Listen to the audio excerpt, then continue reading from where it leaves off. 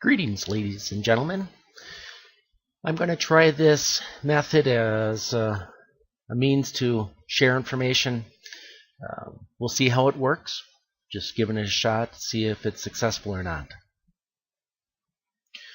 Last Friday, our Dean, Dick Anderson, met with us to share some of the information he got while in Tampa earlier the week when he was meeting with other deans and our university's leadership team. He shared with us some of the key points that they discussed, as well as some of the elements he would like us to implement within our business group. Since the academic team was brought on board about 6 months ago, one of the things that has been in the forefront of our minds is to create a caring culture, or to at least expand upon the caring culture that has been here. Building relationships is a theme that we've been hearing, and hopefully I've been passing on to you for several months now.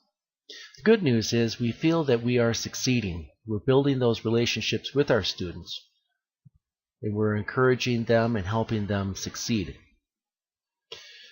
We realize that with our students, many of them come from a home environment where they lack any sort of a support structure. So that falls upon our shoulders to be their cheerleaders. We need to be with them through thick and thin, through good times and bad, being their advocate, being their cheerleader. And this is one of the things that Dick Anderson and the other deans feel that we're succeeding at doing.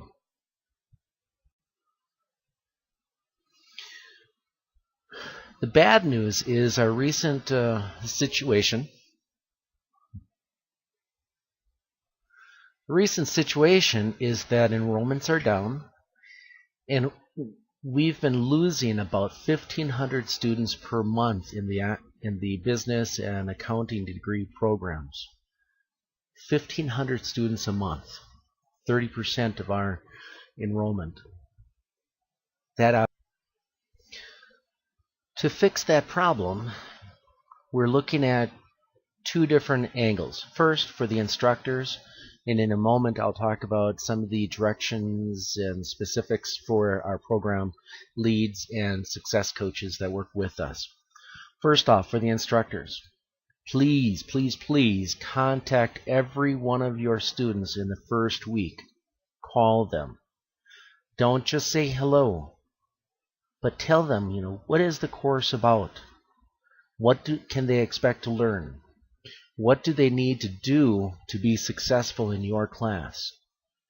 Begin that dialogue with them. Many of you are teaching introductory courses, so your students have never been with us before. We need to start training them how to be successful at Everest University Online. That job begins with you during this first phone call from you to them.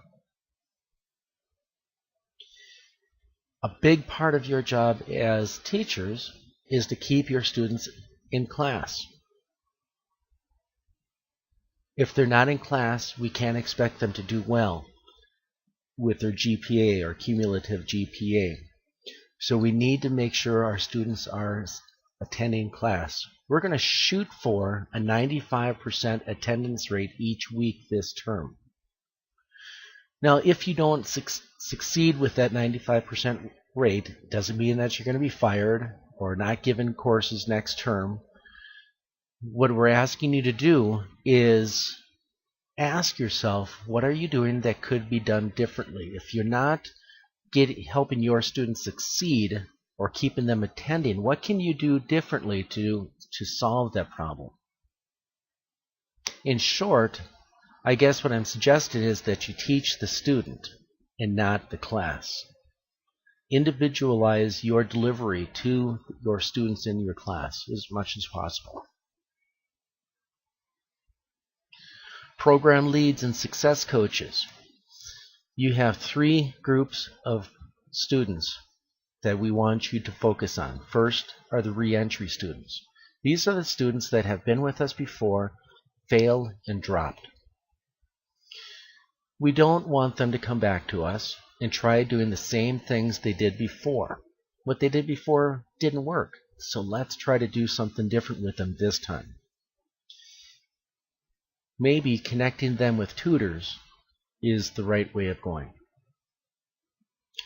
Second category, your brand new students. They've never been here before. We have a clean slate on which we can draw upon and create a successful student. Work with these students to help them develop the study skills, the time management skills that will enable them to be good students with us. Third category, the SAP students. These are the students that are not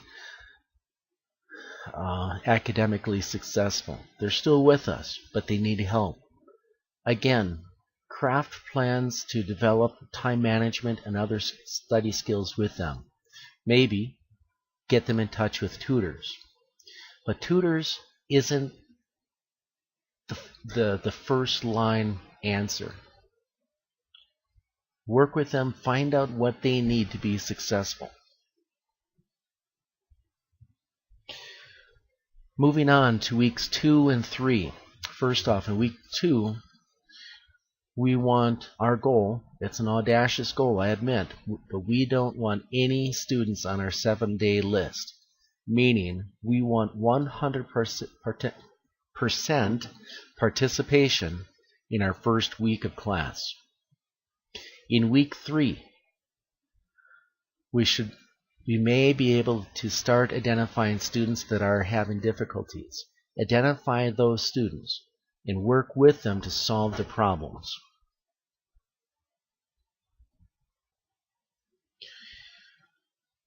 The deans have laid down some goals for us. First, for the program directors. We want to keep our number of students on the 7-day list to 8.5% of our population, with only 3% of our students dropping each week. Program leads. We're asking that you shoot for only 7% of your students on the 7-day list. And as I mentioned before, for the instructors, strive to have 95% weekly attendance in your classes. 95%.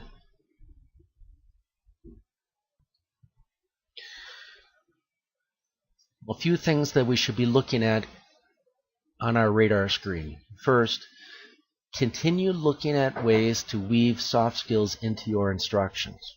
Time management, reading, writing, critical thinking, following through on commitments. These are some of the soft skills that we've identified that are necessary for people to be successful in the business world. These are the skills they need to have.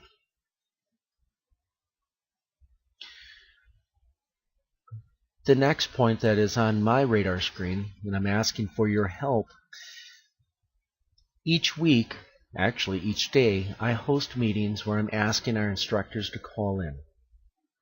In the past, they were at 3 o'clock in the afternoon, Mountain Time. I get a handful of, the full-time employees routinely attending, and I get a handful of adjuncts attending ever so often.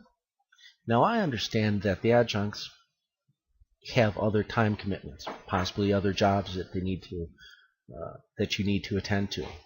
So I understand having one meeting a day at 3 o'clock in the afternoon isn't best to capture everyone's attention.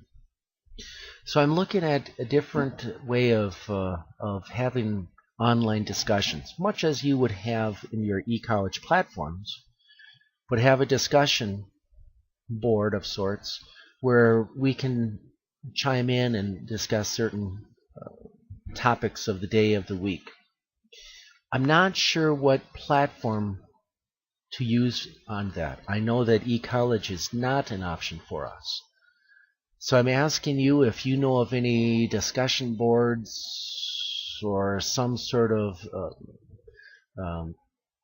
tool that we can use to have the discussion. I'm asking you to share that with me and to let me know to share your knowledge with me. Monday is the first day of week 1. I hope that you've had a good weekend putting your classrooms together, getting ready for the coming week. I wish you all the success. Looking forward to having frequent conversations with each of you. I wish you all the best in the coming 12 weeks. Thank you.